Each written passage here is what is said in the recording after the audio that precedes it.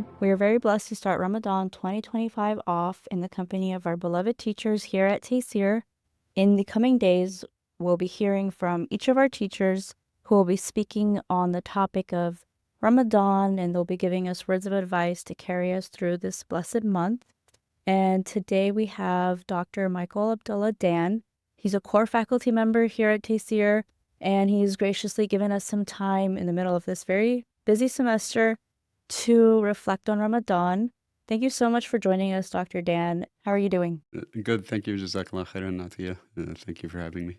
So my first question is, what is on your mind as we head into the month of Ramadan?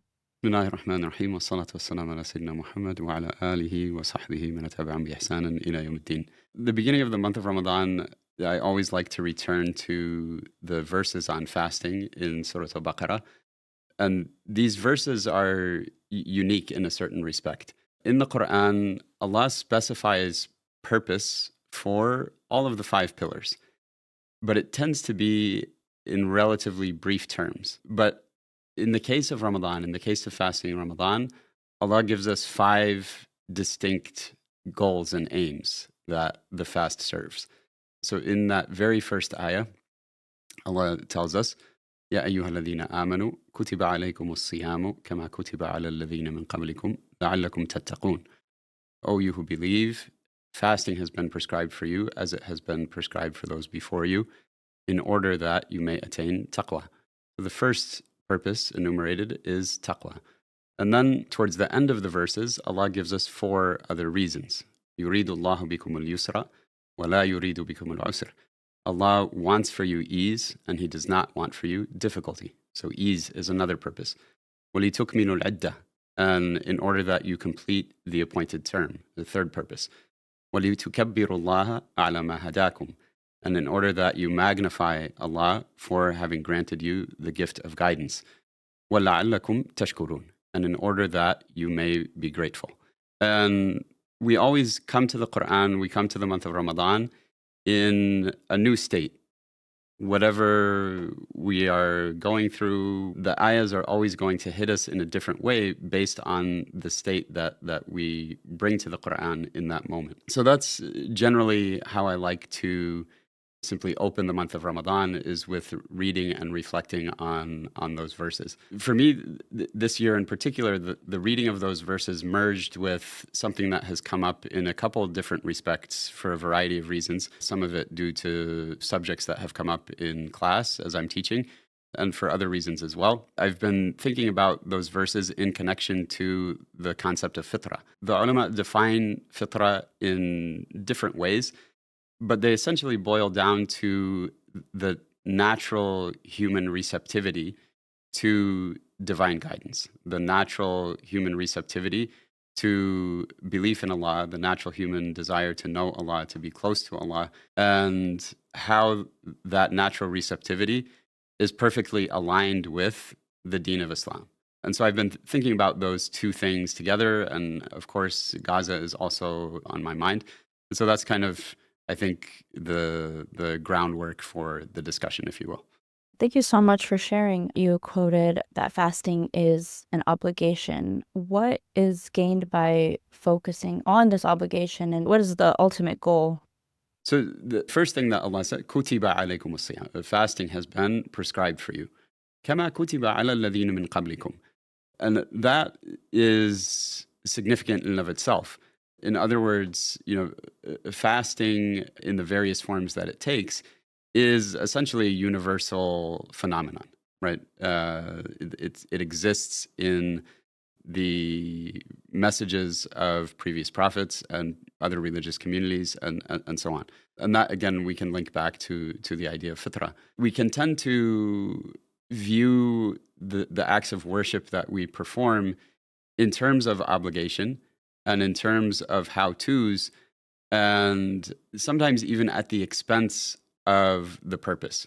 This is something that Imam Ghazali talks about quite extensively in Ihya Ulumuddin, and in some ways it's one of the core messages of that entire work, right? Which is a renewing work in the history of the Ummah, where he says that our focus oftentimes becomes skewed towards what is outward, even in acts of worship for the sake of Allah subhanahu wa ta'ala. And the purposes, the aims that Allah enumerates are all inward. So whether that is taqwa, whether that is ease, whether that is being in a state of gratitude, the purposes that Allah enumerates for fasting are inward in nature. And the message of Imam Ghazali in that work is that this is really, people who are seeking Allah subhanahu wa ta'ala, people who are seeking closeness to Allah in the hereafter, they need to turn inwards. The outward actions are obligations upon us, and they are the vehicle for our salvation. But the quality of those actions is what matters more than the quantity, right? The state of heart as we perform those actions is what matters just as much as the technical validity of the actions. So Imam Ghazali speaks about 3 levels of fasting. He says that there is the level of fasting, which is performance of the obligation, right? Which means refraining from food, drink, intercourse, any bodily intake from the moment of dawn until sunset, right? Somebody who has done that has fulfilled their obligation of fasting. Acceptance of that fast is contingent on another level of fasting. Right? Imam Ghazali, he cites a hadith of the Prophet ﷺ in which the Prophet ﷺ says, whoever does not refrain from and leave false speech, false statements, and acting on the basis of falsehood, Allah has no need of that person refraining from food and drink. Right? In other words, somebody who acts on the basis of falsehood, or somebody who is not protecting their tongue while fasting, or is saying something false or lying while fasting, that nullifies their fast, right? So that they may fulfill that obligation of refraining from food and drink, but the validity of the fast has in fact been nullified by something that's not necessarily a technicality or a physical, but by invalidating it through sin. So he says the second level of fasting is refraining not just from the things that directly invalidate the fast, but refraining from anything that is displeasing to Allah subhanahu wa ta'ala, right? Refraining from any act, any usage of our time, distancing ourselves as much as possible from anything that is not conducive to our relationship with Allah. In the time that we live in, one thing that we really should pay close attention to is our use of our devices and consumption of social media and so on during the month of Ramadan. It should be disciplined. For some of us, it's not necessary, and if we can leave it altogether, that's a good thing. And for some of us, it's necessary, but the use of it should be disciplined. It shouldn't be a rabbit hole that we go down and we spend hours and hours scrolling and consuming things that, even if it's religious lectures and so on, it should be disciplined. The ibadah of reading the words of Allah, hearing the words of Allah, remembering Allah, sending salawat on the Prophet ﷺ, making dua, which Allah closes the verses on Ramadan with telling us how close He is to us and that He answers our prayers when we call on Him. So spending a lot of time in dua, in seeking Allah's mercy, all of those things need to take precedence over consumption of anything external, even if that is a reminder and so on and so forth. Not to say that those things are not useful and not beneficial, but that we should engage in a disciplined way and in a limited way. The third level that Imam Ghazali talks about is, he cites the ayah from Surah Al-An'am, قُلِ اللَّهِ ثُمَّ ذَرْهُمْ فِي خَوْضِهِمْ يَلْعَبُونَ. Say Allah, and then leave them in their idle chatter playing. So he says that the third level of fasting is a complete absorption in the remembrance of Allah subhanahu wa ta'ala. And Ramadan is the greatest opportunity that we have in the year to enhance that inward state of connection with Allah. So nobody jumps to that third level of fasting all at once, right? but it is the opportunity that we have to work towards it. It is the opportunity that we have to really internally remove the distractions and the attachments and the things that divert us from a true and deep remembrance of Allah, a true and deep awareness of Allah, and a true and deep longing for closeness to Allah. That is the third level that he specifies. And so you see that it turns more and more inward, right? In other words, the purposes of fasting that are enumerated in the Quran are deepened in the person as they move through these different phases. And in general, when the ulama talk about something like this, 3 levels or 5 levels or 5 aspects and so on, these are what we call heuristic. In other words, it's not something that is necessarily absolute and dichotomous and so on. It's something that points us towards the direction that we want to move in. And so it's a way of providing some conceptual clarity that ultimately needs to be sought through experience. Thank you for that. Yeah, that helps us understand the aims of fasting, that it's not just refraining from certain actions, but that there's levels to it. And I want to tie that back to what you said earlier about the idea of the fitrah. How is fasting linked to the fitrah? I think the first ayah, كَمَا كُتِبَ عَلَى الَّذِينَ مِنْ قَبْلِكُم, as it was prescribed on those before you, it invites reflection on this connection to the idea of fitrah. In other words, fasting is a universal phenomenon. It is a foundational aspect of religion in general, right? And when you think about, what fasting entails, it's a disengagement from our normal worldly occupations and preoccupations. The first purpose that is described for fasting, لَعَلَّكُمْ تَتَّقُونَ, in order that you may attain taqwa. The Quran describes itself in the very first ayat of Surah Al-Baqarah as guidance for the people who have taqwa. And the first quality, the first definition for taqwa is الَّذِينَ يُؤْمِنُونَ بِالْغَيْبِ, those who believe in the unseen. And the fitrah, in many ways, is an innate awareness that we come from a world that is not material, and that we know Allah subhanahu wa ta'ala through our soul before our material creation. Allah points to this in Surah Al-A'raf, and when Allah produced from the children of Adam their descendants and caused them to testify regarding themselves. He said, قَالَ أَلَسْتُ بِرَبِّكُمْ, am I not your Lord? قَالُوا بَلَا شَهِدْنَا, they said, indeed, we bear witness.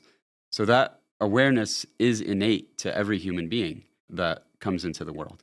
And taqwa and belief in the unseen, taqwa essentially is an actualization of that awareness, right?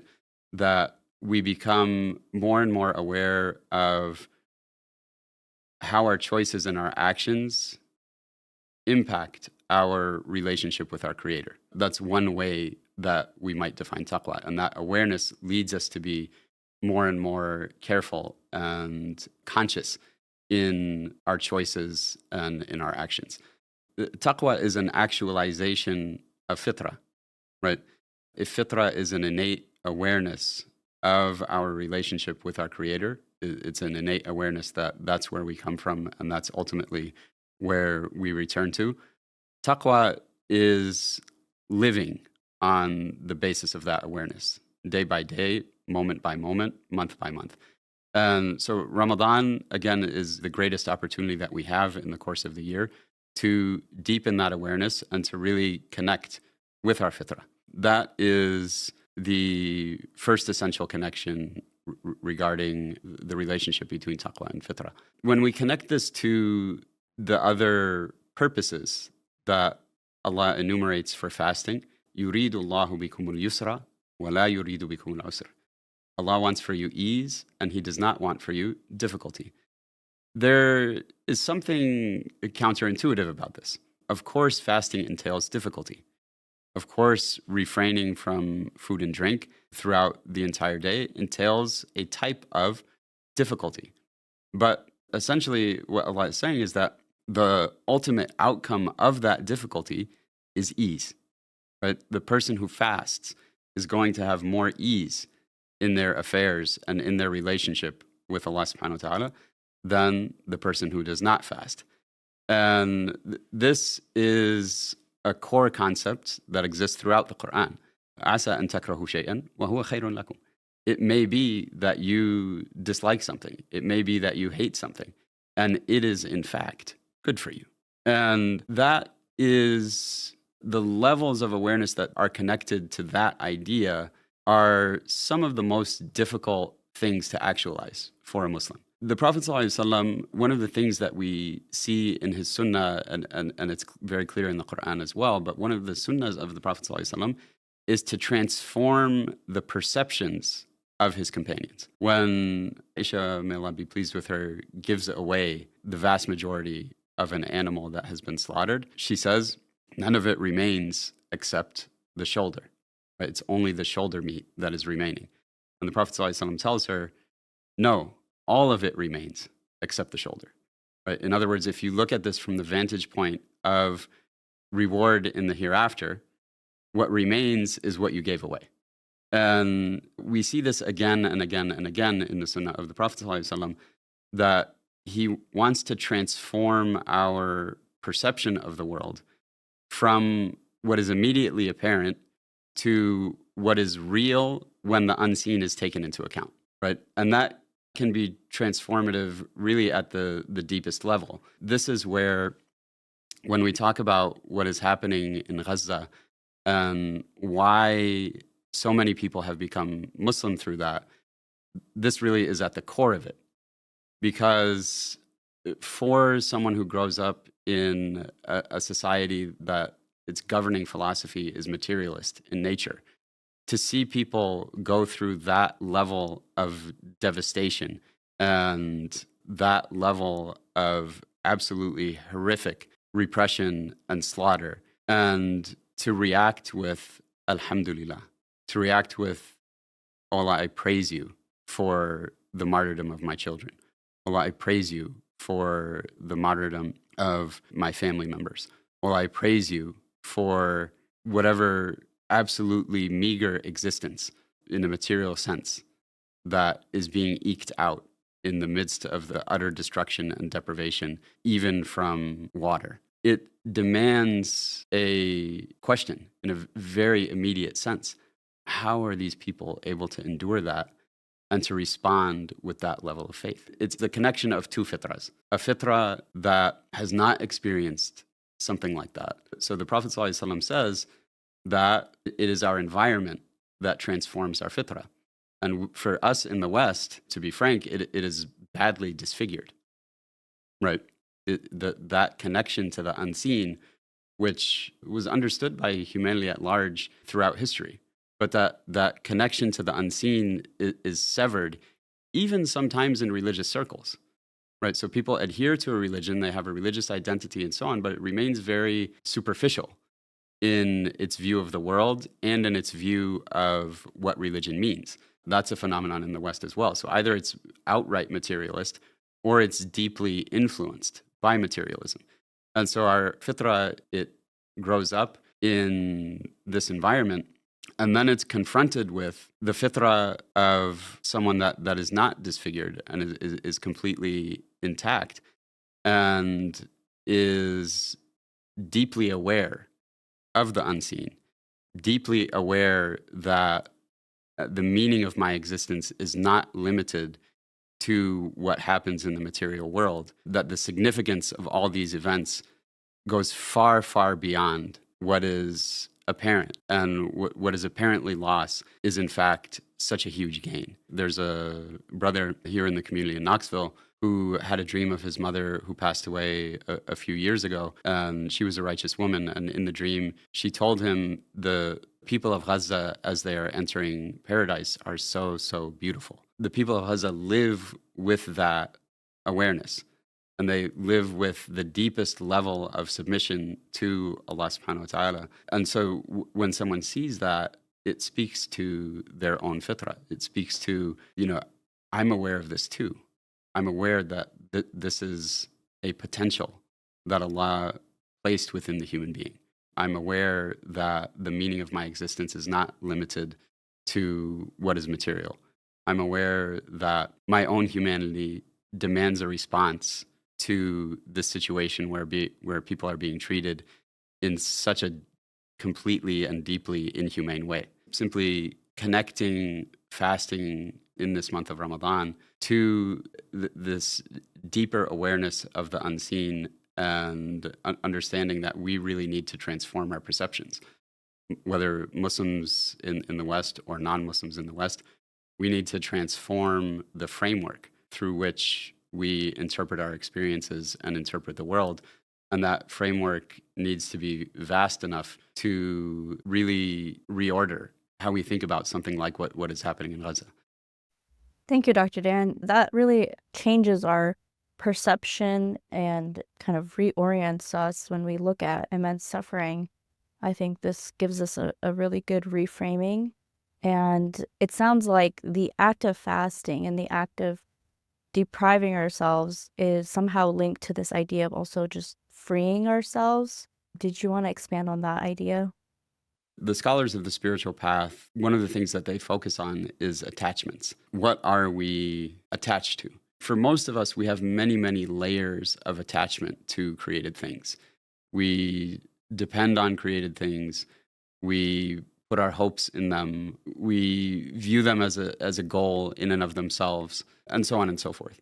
Right. And I think that anybody who, except for very few people, anybody who claims that they don't have these kind of attachments is fooling themselves. But a major aspect of growing close to Allah subhanahu wa ta'ala is reordering those attachments such that they exist in the way that Allah wants them to be, not the way that we want them to be, where the attachment becomes completely to our Creator and then to how our Creator wants us to interact with His creation, right? And this is when we talk about selfless love, whether in close relationships or whether for humanity at large, this was the state of the prophets, alayhimus salam. They had an absolutely selfless love because their knowledge of Allah and their closeness to Allah was such that they had a very, very deep-seated mercy towards human beings at large. So the Prophet ﷺ forgives his enemies, and not only forgives them, but treats them with this immense generosity because he is rahmatul lil alameen, because he is a manifestation of Allah's mercy to all of creation. When we set out to grow close to Allah and to follow in those footsteps, part and parcel of that is reordering our attachments such that the primary attachment, and in many ways the sole attachment, becomes to our Creator. And following from that and stemming from that is our mercy towards the people around us, is our mercy towards humanity at large. One of our teachers, rahimahullah, he spoke about the state of the Prophet ﷺ at night, crying for humanity. That was simply the natural overflowing of his heart, was to beg for Allah's mercy for his ummah. That was his state in this world, and that will be his state in the hereafter through his intercession, sallallahu alaihi wasallam. This is something that our communities are sorely in need of. Our existence in the United States cannot be a selfish existence. And it may be that is forced upon us, right? If we don't willingly choose it, it may be that we will be left with no choice but to understand our Islam in a way that is less selfish and that is less inward looking. If we're not in the service of humanity, if we're not genuinely concerned about the people around us, then why are we here? Why are we here paying tax dollars that, not in an indirect way, in a very direct way, fund the bombs that are dropping on the heads and the homes of our brothers and sisters? How can we justify being here if we are not deeply and meaningfully working to transform the society around us? It's not justifiable. Prophetic Islam is an Islam that is ready to roll up its sleeves and to commit to transforming the environment around them. And that it's sorely needed. We're just at the cusp of what looks like some pretty dark horizons. And so we ask Allah to be with us and to assist us as we move forward, inshallah. Ameen. Ameen. Thank you. In closing, do you have any words of advice that we can take with us in terms of especially building habits that extend beyond just Ramadan and kind of taking the spirit of Ramadan with us throughout the year? That is our hope and our prayer, right? Each of those purposes of fasting is about a transformation of state, right? Such that I'm not the same person coming out of Ramadan that I was going into it. And so, first and foremost, we should make dua for that. We should make dua, oh Allah, these qualities that you want the fasting person to have. Oh Allah, I ask you that you enable me and grant me to take on these qualities. This was the prayer that the Prophet ﷺ taught us after each salah. Allahumma a'inni ala dhikrika wa shukrika wa husni ibadatik. Oh Allah, enable me, help me, assist me to be in a state of remembrance of you and to be in a state of gratitude towards you and to worship you in the best and most beautiful way. And so we should make dua that the purposes of fasting are realized for us. Ramadan also is a chance for us to see what we are capable of. All of a sudden, right, we're at the masjid every night. All of a sudden, waking up early becomes easy. All of a sudden, our relationship with the Quran changes. And that, as it should be, right? Even for Rasulullah Sallallahu Alaihi Wasallam, of course, throughout the entire year, he's exerting himself in worship, but he exerts himself more in Ramadan, and he exerts himself more in the last 10 days. Ramadan is that chance that we have to accelerate and elevate in a way that carries us forward throughout the year. And that was the way that the companions viewed it for 6 months. Afterwards, they were making dua for acceptance of their fasting in Ramadan. And for the next 6 months, they were making dua to reach Ramadan. Really maximizing what we can do in this month and then realizing that if we can do it in Ramadan, we can carry it forward with us, inshallah, bi'idhnillah. Jazakallah khair. We're truly thankful for your time. And to our listeners, please subscribe, like, share, and keep all of us at Tayseer and our beloved teachers in your dua. Assalamu alaikum.